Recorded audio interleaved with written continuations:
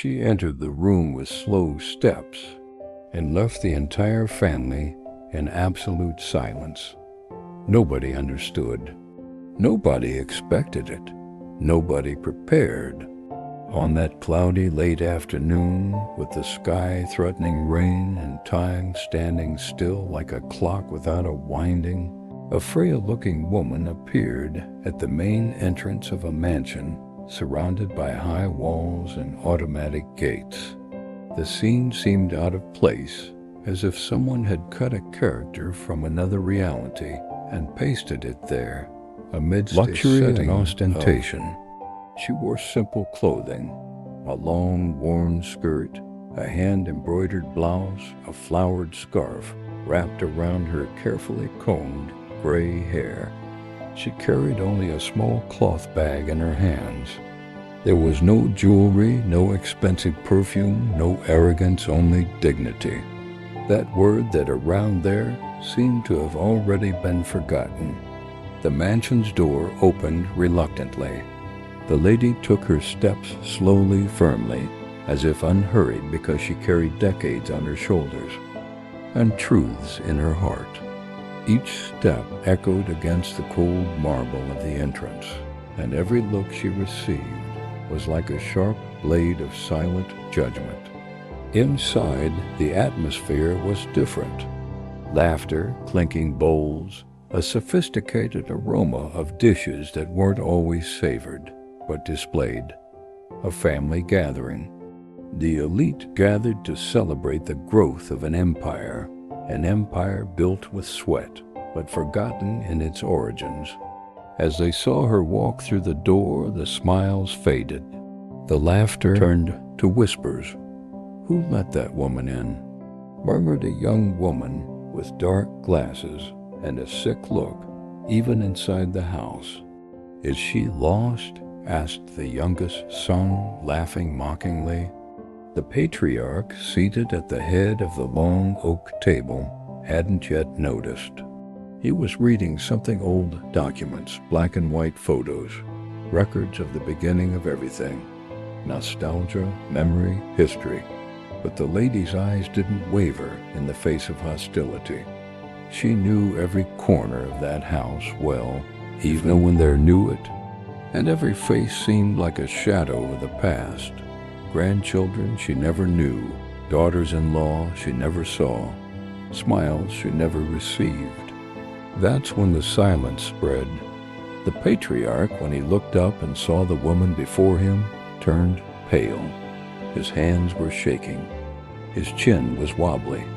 The memory struck like a flash of lightning in the darkness. This was no stranger.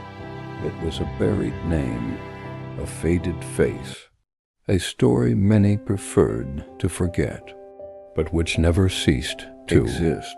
She stood before him, firm, serene, as if time had no power to erase her, and he just said, "Good afternoon, Roberto." Roberto Montez, the great entrepreneur, the founder of Montez Tech, the man admired by thousands, now reduced to the boy who once reached out to this same woman decades ago, asking for help getting started. No one understood why he got up so quickly. No one understood why his eyes filled with tears. But in that instant, the empire trembled, walked through the front door. It wasn't an invasion. It wasn't a revenge scene. It was a reunion between past and present, between ingratitude and remembrance, between power and origin. And her, she just smiled the kind of smile that doesn't bow, doesn't apologize, and doesn't explain itself. Because those who know their own worth don't need to shout. They just need to show up. That afternoon, the mansion that so symbolized power and status became just a stage. The protagonist of the most impactful act that family had ever witnessed. Mrs. Lords was 83 years old, but she wasn't the kind of old woman you'd pity. There was something about her, an invisible, almost sacred steadfastness. She walked slowly, Yes, but each step seemed to have purpose. There was no need to raise his voice. There was no need to justify his presence. She was the kind of woman who had seen the world turned upside down and was still standing. She wore simple, an ankle-length navy blue skirt, a hand-starched white cotton blouse, and a flowery scarf tied around her neck, the kind of scarf that harkened back to another era, another time. In her eyes, a calm glow of someone who has cried her heart out, but never lost faith in life. The afternoon was sultry. A pale sun hung over the city's most upscale neighborhood. The cars passing by the Montez Mansion Street were silent, electric, with tinted windows and personalized license plates. Mrs. Lourdes got off the bus at the corner, a small cloth bag over her shoulder. She carried documents, a small notebook with references to previous jobs, and a yellowed photo folded between the pages. When he arrived at the mansion's imposing gate, he didn't hesitate. He rang the doorbell and waited. Yes? A dry voice answered over the intercom. Good afternoon. I came for the job interview. Name? Lourdes. Lourdes Almeida. Silence. 3 seconds later, the gate opened with a metallic clang. She came in. The first thing you noticed about that house was the excess. Everything was big, exaggerated, too immaculate. There were marble sculptures imported from Italy, $1,000 rugs, and a polished wooden staircase that wound up to the second floor, as if trying to touch the crystal ceiling. But there was something cold about that place, something empty. The beauty was from a catalog, the smiles rehearsed, and people unattainable. Mrs. Lourdes was greeted by a blonde woman, wearing high heels and dark lipstick. She looked her visitor up and down with a mixture of strangeness and judgment. Did you come to the interview, housekeeper? Ah, sure. Hope you have. He pointed with his chin to a corner of the room, near the service door, without even offering water. Lourdes nodded with a slight smile. While waiting, I discreetly observed the activity in the house. It was family gathering day. There were children, grandchildren, friends, all dressed in designer clothes, talking loudly, laughing forcefully, taking pictures with their cell phones as if they were in a margarine commercial. But none of them looked at Lourdes as if she were human. She was invisible. 2 teenagers passed by whispering, holding back laughter. Does she know how to use a robot vacuum cleaner? Man, he looks like one of those people who sell dish towels at the fair. And they continued laughing. Lourdes pretended not to hear. Another woman, appearing to be the wife of the eldest heir, passed by her and gave her a sharp look. I don't understand why they hire these old people. They're so slow. With each comment, Lourdes seemed even more serene, as if she had heard every form of disguised cruelty throughout her life, and yet remained unmoved. And there was a reason for that. She's been there before, on that very ground, in that same room, decades ago, but nobody knew that. The Montez family was famous for their billion-dollar empire. Montez Technology, Communications, and an innovation company that spanned the country. The patriarch, Roberto Montez, was recognized as a visionary genius, a magazine cover star, and an inspiration for generations. But there was something the magazines never told, something the newspapers didn't know. And Lourdes knew everything, because part of the origin of that fortune came from her. The first equipment, the first idea, the first recordings. She wasn't there by chance. That visit, more than it seemed. But at that moment, no one there imagined it. And perhaps, precisely for that reason, each look of contempt was like a confirmation that time really does erase what is not remembered. Or almost. Lourdes looked at the house with the nostalgia of someone who had once owned it. The painting on the wall of the main living room? She'd seen it when it was bought at a bargain auction, before the company was successful. The armchair in the corner? She'd chosen it. The company. Name? Perhaps the most painful part. She helped create it. But there she was, being treated like just another person, as if she didn't matter, as if her story was worthless. And yet, there was no anger in his eyes. There was purpose. There was something in store, something that was yet to come. The interview hadn't even started, but the real story, it was about to be revealed. And when it is, nothing in that house will be the same again. The sun was already illuminating the immaculate gardens of the Montez mansion when the breakfast table was set with exaggeration and precision. Imported porcelain dishes, exotic fruit juices, French cheeses, artisanal breads, all displayed with the coldness of someone no longer enchanted by the taste of life. Lourdes, discreet, stood near the kitchen entrance, awaiting instructions. She was there simply as a candidate for the cleaning job, though, in her silence, she already knew every corner of the house better than anyone else present. That's when you saw her, Donna Helena Montez, elegant with a slightly upturned nose and a sharp gaze. She was the current matriarch of the family and also the woman who decades earlier had been part of a cruel scheme that would change Lourdes's fate forever. But she didn't say anything. He just approached gently, as if he just wanted to break the ice. "Good morning, madam. The table looks beautiful. Congratulations on the house." Donna Helena looked up slowly, as if she had been interrupted by an annoying noise, and he replied with silence, just an icy stare, an expression that said more than any words, "You don't belong here."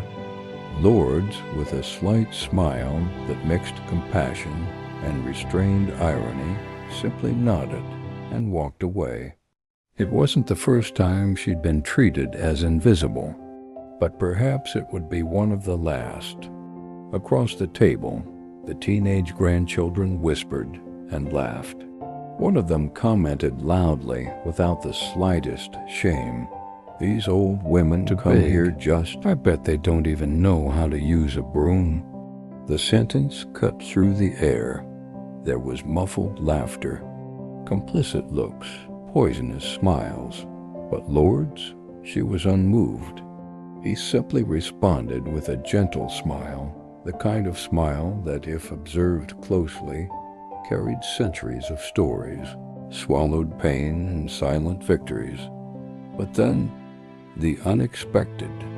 In the next room, the patriarch, Senior Roberto Montez, he was rummaging through an old box of files with his eldest grandson. Moment of intergenerational connection. He showed them the company's earliest records, blueprints, old logos, handwritten contracts. It all started with little, he said, in a rented warehouse with repurposed furniture and a huge dream. The grandson, curious, pulled out a dusty picture frame. "Who are these people here?" The old man choked, his eyes fixed on the image.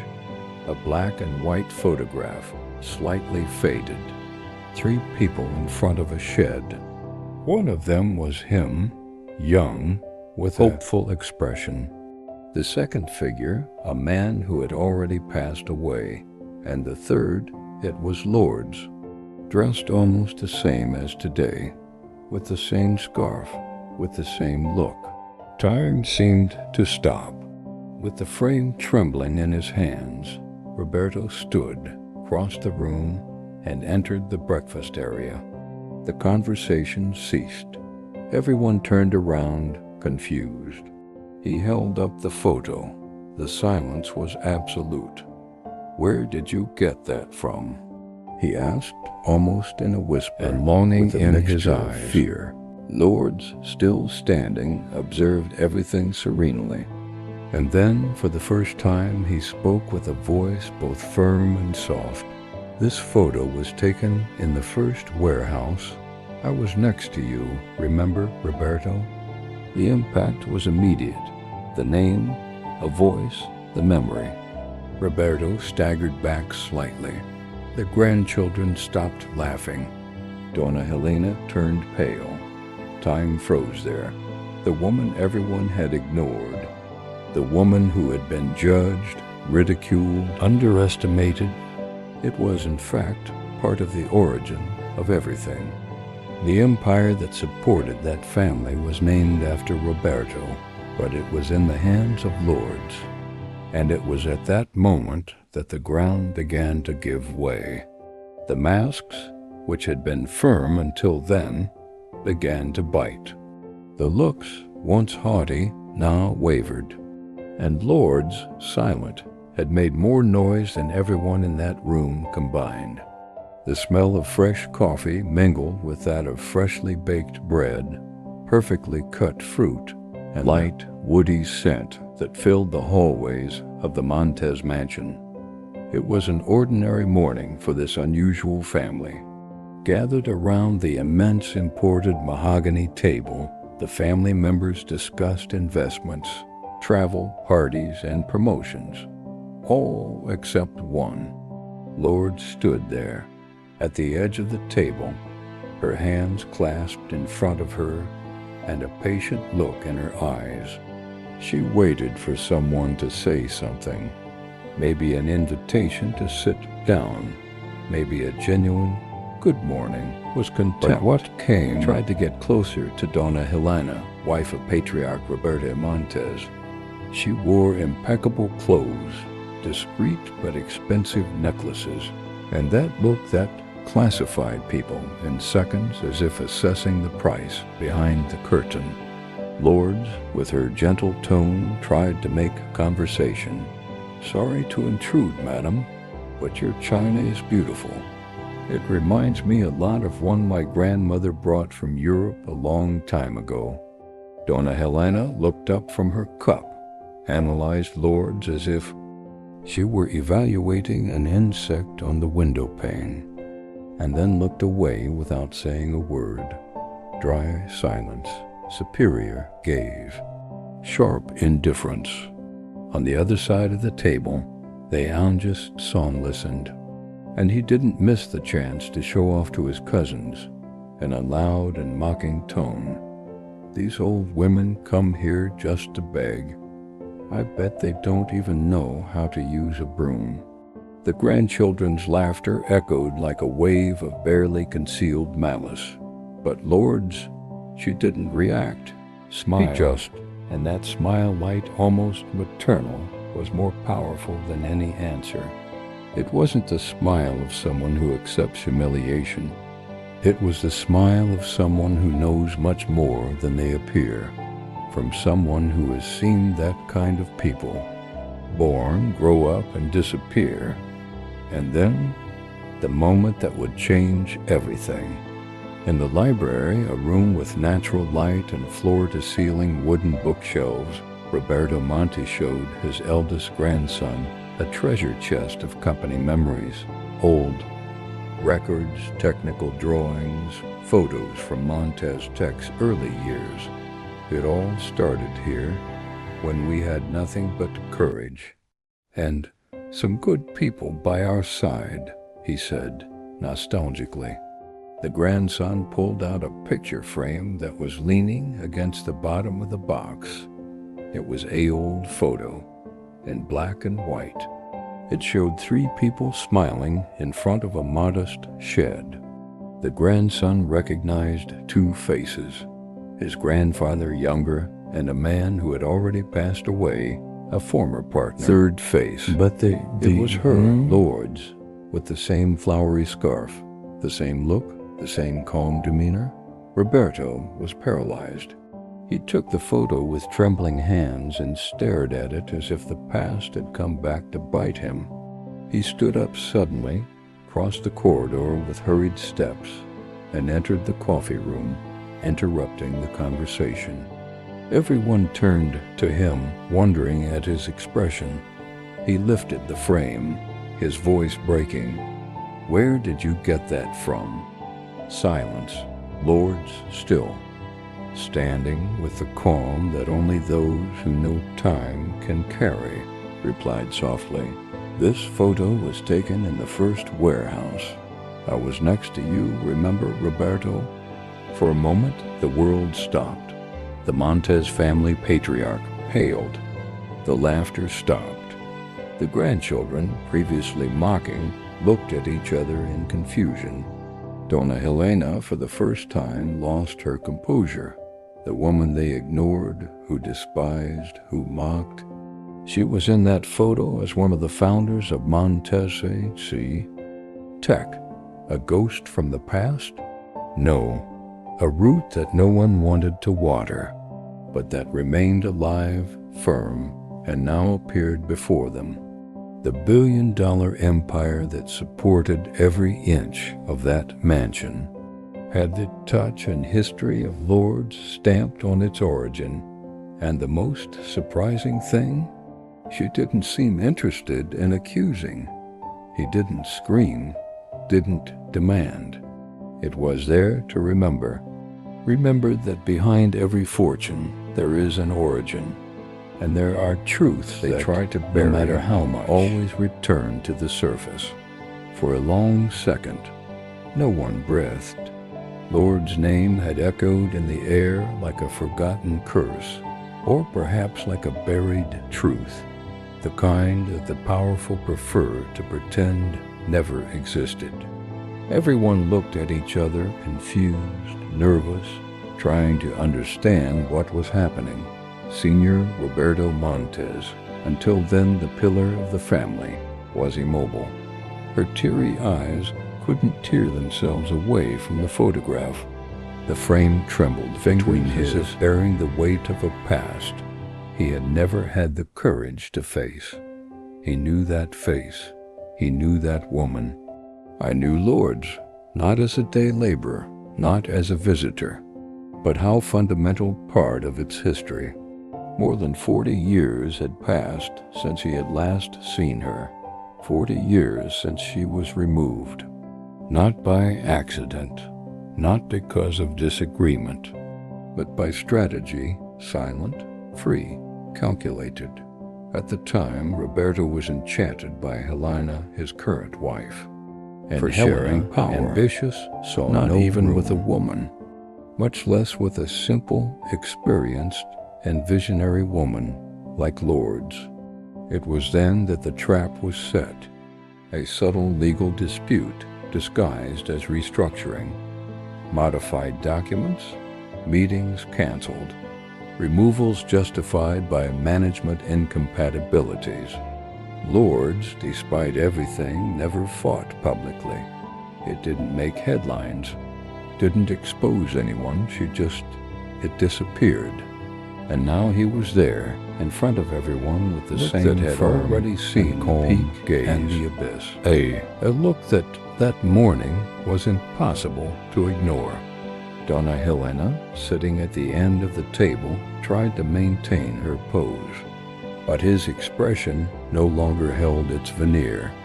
She was pale, disconcerted, trying at all cost to hide her discomfort. Lord's, it was all so long ago, he murmured, trying to regain control. But Lord's didn't need to raise her voice. She just stared at her, with the strength of someone, with the peace of mind of someone who no longer needs to prove anything. And he said, with a firmness that cut through the air, "I didn't come for money. I came to see if you taught your children about gratitude." Silence. The phrase hung suspended in the air, as if it had been carved into the mansion's ceiling. Those words, simple and direct, carried more weight than any lawsuit, than any corporate speech. It wasn't revenge. It wasn't a charge. It was just living memory. And in that moment, each of those present felt, even without fully understanding, that they were facing something much greater than themselves. The grandchildren who had been mocking before were now silent, their faces downcast. The youngest son, who had made fun of the lady, looked away, not daring to look at her. Dona Helena tried to compose herself, but the truth is that no amount of makeup could hide the weight of her shame. Roberto, the patriarch, finally spoke, with a hoarse, broken, almost regretful voice. "Lords, I'm sorry. I should have fought for you." She just looked at him.